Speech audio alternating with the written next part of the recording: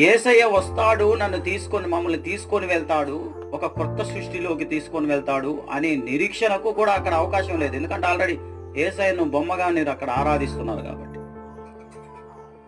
అంటే వాళ్ళు ఎవరైనా చెప్పొచ్చు, యేసయ్యను బొమ్మగా ఆరాధించే వాళ్ళు ఎవరైనా ఏమైనా చెప్పొచ్చు, మేము బొమ్మలో యేసయ్య ఉన్నాడు అని.